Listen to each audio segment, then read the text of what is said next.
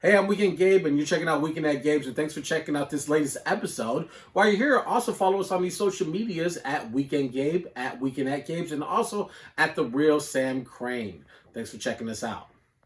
Joining us now, we're in the city, and also with his wonderful house pets.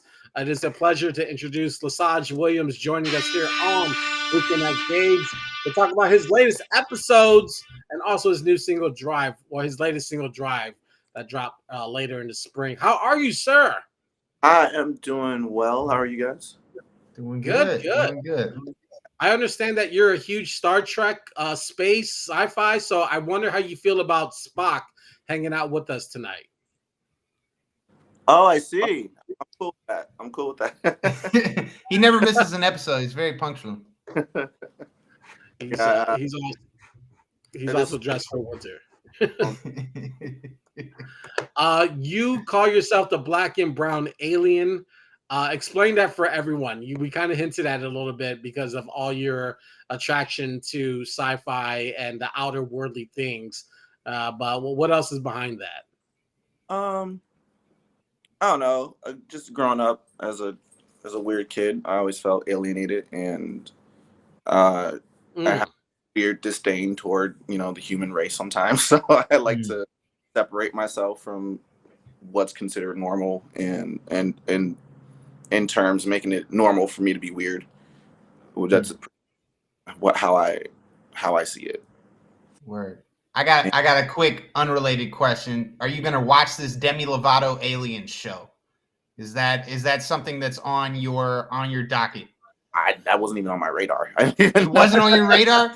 Bro, I can't stop thinking about it because I was like, didn't she like overdose like not even that long ago? But no, she's back on Sci-Fi Network. She has a show and she is diving into it. Would love to see you as a feature on an episode if we can make that happen. But my second question here was, based off of Jeff Bezos and William Shatner of Star Trek fame launching themselves into space. Would you, as a black and brown alien, launch yourself into space? Was that something that would be on your bucket list?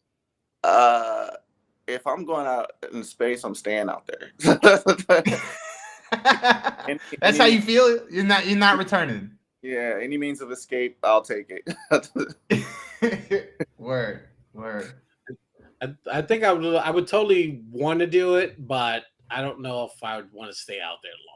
I think I need that crisp, like, okay, it's cool, let me down now. I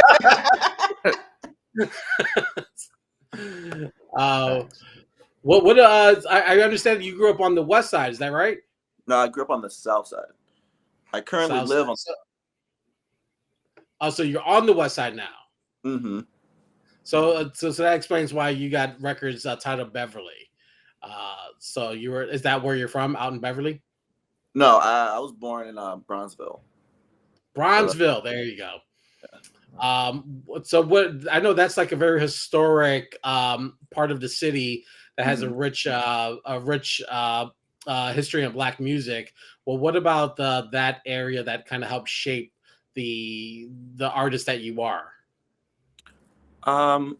It's something that I hold on to like really dearly because when I was about 8, my mom moved me and my sisters to the suburbs because she was remarrying, and like I was very like much attached to the lifestyle that I had growing up on the south side, and like I was like, I hated the suburbs. I hated people in the suburbs. Everybody felt like fake and weird, and I was the fake. And then I felt like the weird one because I was like not the proper suburbanite child, and right. And I guess I kind of held on to that as I started making music and doing all sorts of artistic things, and I really like, that it's a sense of home for me because I never felt like I had like a home that like I felt like I could be me completely, and all my family was out there, so it would be like back and forth traveling to see family and my grandma, and like I kept that as like a really core part of my identity as an artist, and I think that's shaped how I see the world because I have like different lenses different places that I've lived and like different lives that I've lived, and it's really interesting. It's a lot. I definitely need a new therapist for it, but Word. Word. I mean, do you feel like that lends itself to sort of the alien nickname in that, like, you know, I mean, you physically were an alien in some of these places, especially, you know, moving from the south side to the suburbs. Like, you said that you carry that energy with you into the music to this day, still making new projects, and that's still how you feel. Yeah. Word. Well, talk a little about how that shaped the music sound, because you know the records themselves have a unique production sounds to them. I know it's sort of classified as like R&B soul, but it does have a unique spec about it that it follows in its own lane. Is that kind of like, does that lend any credence to sort of that outcast alienation that you experienced as a child and a young adult? Probably. I'm not consciously aware of it all the time, but I'm sure it does like influence how my music sounds.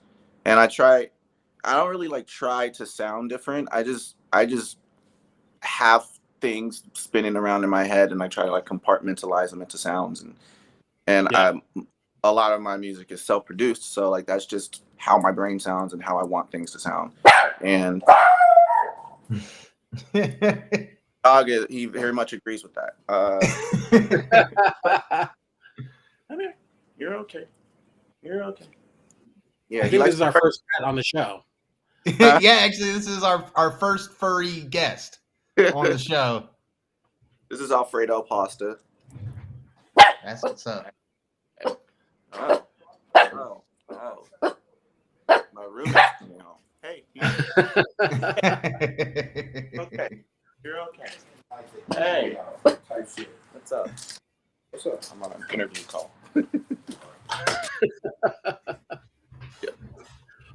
What about self-producing yourself? We talked with other artists, Karali Payne, and he mentioned like earlier this year that you know, there wasn't too many artists who can really find his groove, and that's why he kind of like stayed in-house and worked with people he knew. Is that kind of like the same thing for you as well? Like self-producing is like there isn't people out there that really capture the spirit of what you think that you should sound like? Yeah. I think it's a mixed bag. I definitely have a lot of respect for producers that can emulate like the sound that I'm like, oh, that's perfect, and I really want to be on this track and this record.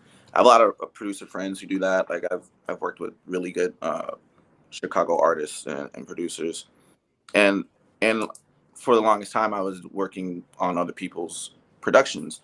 It wasn't until lockdown when I started self-producing again, because I started making music. When I started making music, I was self-producing. I was learning audio engineering and production, taking classes and such, and that was really fun. And then I got to the point where I was making music more than just as a hobby, and so it became like I needed like an outlet where I can like reach out to somebody in case I didn't have time to make a beat, or like I didn't have the mental capacity or like the energy to do it.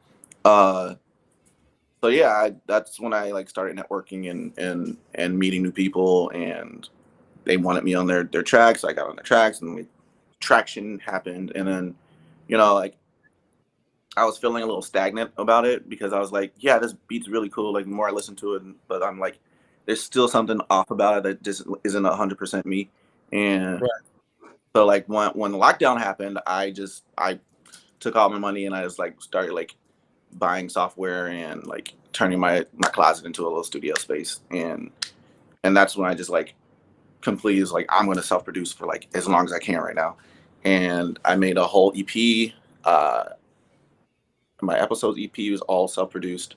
Couple songs before that, and then there's a Drive that I made. It was like a really fun song. It's actually like my whole like vibe and demeanor that people usually perceive is just like I'm just a sad boy, and my music like emulates that. And I think when I made Drive, I was like in this weird transition from being like really, really fucking sad, and I was like, you know what, I need to make a song that makes me feel good. and like that was like that's my feel good song, and it's about just like, I don't know, getting freaky in a car. Like I've never written a song like hey, why do it? So it came out a lot better than I expected it to, and people really like it when I sing it live. So it's really fun. Yeah, I really love that record. I think that's the newest one, or is Episodes newer than that? Episodes, it was from over the winter. So January. yeah, Drive came out in the spring, but right before. I love how you spoke about sort of, making a song that makes you feel good. Kendrick has spoke about this a little bit when he created, which was a huge popular song that summer to pull himself out of a deep depression. I watched your bedroom music episode, your little video blog, and I think what struck me about it was how you've curated your space to benefit your own mental health. Yeah, and it's not it's not an expansive mansion by any stretch of the imagination, but it is you, and every pocket of space that's there is used, and it seems like every corner of the room got a different, you got paintings in one corner, you got your closet where you're doing music, you got your bedroom, which you refer to as your thinking space. Talk about the physical space that you're in right now, and all the ways that, I mean, post lockdown, we were all back confined to our rooms. All the ways that you sort of curated that space to be as useful as possible to you. Well, the current space I'm in right now is my living room, which is kind of atrocious, but in my thinking space in my bedroom is I don't know. I think we all needed something to like ground ourselves, like being stuck in houses for as long as we had been. And there was a lot of stuff that I was going through around that time that I needed to like take time to sit and like like to escape sometimes thinking about heavy stuff. And like during that time we had no choice but to sit down and just like let it all seep and marinate. And so like as like my coping mechanism for letting that happen, I mean, paired with therapy, I just like decided to like just turn my room into this like tiny little ethereal box that I can come in and out of, and like holds all of my emotions, all negative and positive, and like it allows me to like sit with everything and be comfortable with sitting in it. So like I couldn't do that if my room was like super messy and like unorganized, and I'm a completely messy and unorganized person, but I just one little section of my life to have like some type of like organization. And like that was the mindset that I was in especially when they hit me up for the bedroom series. I was like, I'm gonna have to clean up my room for this. And then like it like there was like a really therapeutic and cathartic like activity for me. So I was really appreciative that they asked to do that with me. Yeah. And another one of the ways, sorry, Gabe, another one of the ways that you sort of, get in tune with yourself is painting. And not every, person who does music paints. And obviously working with different mediums. We had a watercolor artist on the show a couple of weeks back, talking about sort of the meticulous planning that goes into her paintings, and just how it's different, right? It's different than music. How does that sort of change of pace help you? Well, like backstory, I originally went to school for animation and media arts. So I've been drawing and painting for mine like since I was like 6 years old, and it was always something that like that was mine. And like it was, how people tell you, oh, you're really good at this thing, you should do this. This should be your career. This should be the thing that you do. Yeah. Or defined by. And I allowed people to tell me that, and like it kind of ruined my love for art and painting. So like when I went, I was there for a year, and then like there was just something about it. I was like, I am no longer interested in doing this thing that I've been doing for all of my life. And it was really weird. It was like I felt like I had no identity at that point. And when I dropped out of art school, I went to like community college for like audio production, and like I knew I was good at music, but that wasn't something I was like, hey, I'm gonna do this like as a career thing. And so it was like the roles were reversed, and so I started taking up like classes for audio production, and I started writing more and learning more on the guitar and like just singing and just doing shows and open mics and stuff. And I had that spark that was like that was missing when it came to art. And uh fast forward to like now, like I somehow only end up dating artists, and and my my previous partner was a visual artist, and I was, and like in the time that we were together, I was very much inspired by her, like the way that her brain translated onto a canvas, and it like made me more interested in taking back up art.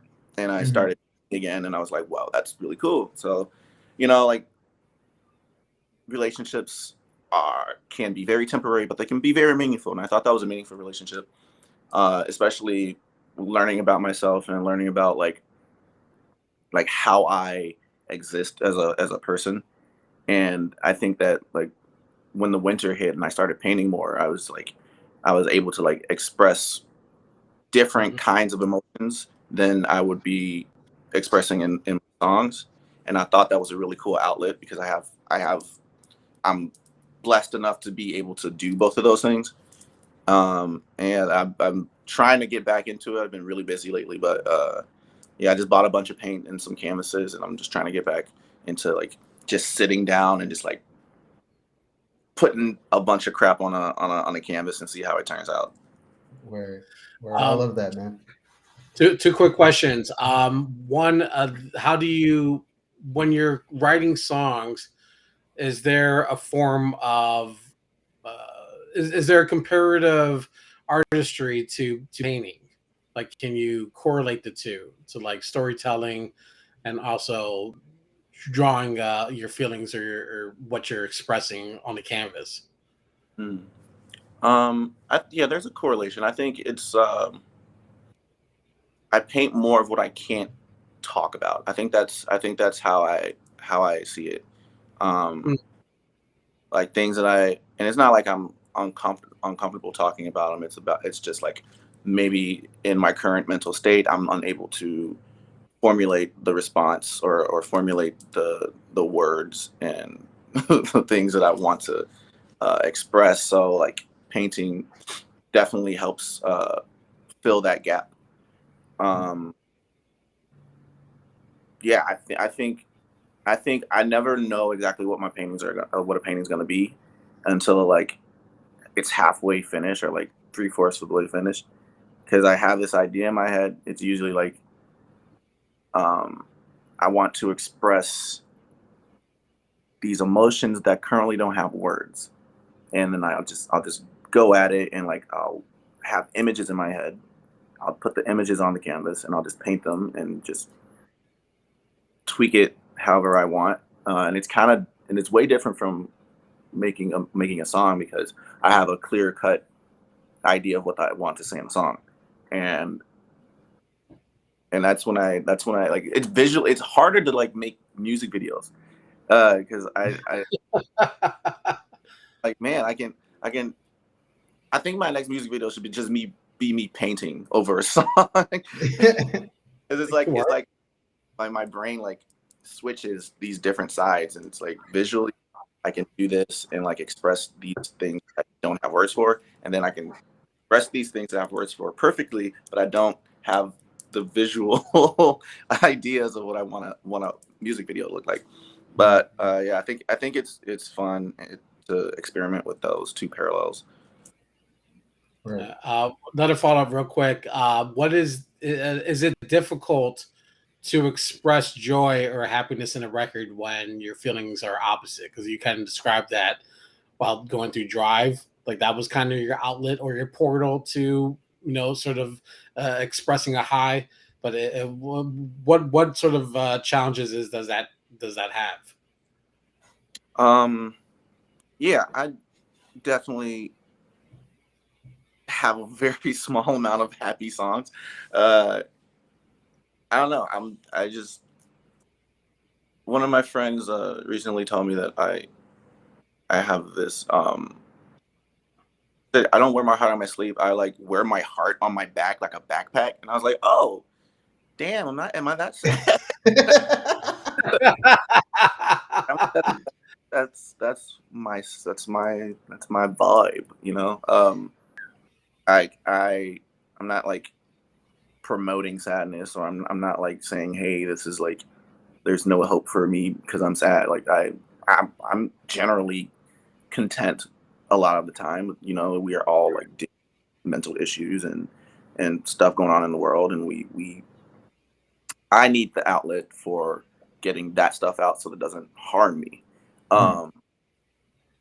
So like when I made Drive, I was like, okay, this is like a culmination of expelling all the sad stuff, and now I have like this drive in me to like make something happy, or something just like, you know, boppy. You know, you can bop to it, you can drive to it, and like feel good about listening to it.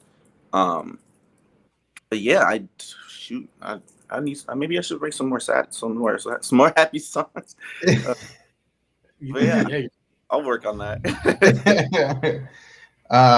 One final question from me before we wrap up here. We like to ask something a little fun, usually to close out the interview. The record is called Drive, and I was thinking about the record and just the daily slog of life. You know, just so many people get caught into this rut of 9 to 5, and everything just feels like coasting, right? It feels like neutral. 3 things that get LeSage Williams out of neutral and into drive. My dog, Alfredo. He's definitely helped me finding like a new meaning to like just my day-to-day. It's a lot of responsibility. He's both rejuvenated me and aged me at the same time. So what else? Cooking. I'm also a chef, so that's something that's always been like a core part of my identity, and I like to make food references in my songs sometimes. What else? Nature. Yeah. Drive. Are you a mountains guy, or are you more of a beach guy? I'm a mountains person. I like the desert, which I didn't think that I would until I went out to the desert and found myself. Yeah, the actual excuse me, the actual cover art for Drive is like this picturesque view that I had when I was in New Mexico, and the mountains were like just beautiful, and I was like, I want to be on those mountains, and I never want to come down from those mountains. And so I have this like idea in my head of like, when I'm old and gray, I'm just gonna be like this like on top of the mountains who never comes down. You have to come up to them to get life's answers. I will be first in line for life's answers. That's cool. LeSage Williams joining us here on Weekend at Gabe. His new album or new EP is titled Episodes, and also the new single is titled Drive. Go put those into your life. They're fantastic listens to, and also a fantastic guest and artist from the city of Chicago. Thank you so much for giving us your time tonight. We appreciate you joining us. Thank you for having me. It was awesome. I don't get to talk. No, we love you. Please, whenever you're up next, whatever you do next, keep us posted. Absolutely. Awesome. Thank you guys so much. All right, LeSage Williams joining us here on Weekend at Gabe. Incredible. I love it. Yeah, no, Listen, incredible. I'm a fan of the sad songs, man. I like the little melancholy. I like watching depressing movies all the time. Sideways is one of my favorite movies. And a lot of these things are exactly why you're great at parties, Gabe.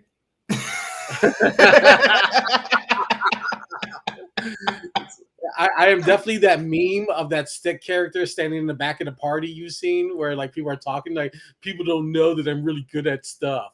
So I'm definitely that guy.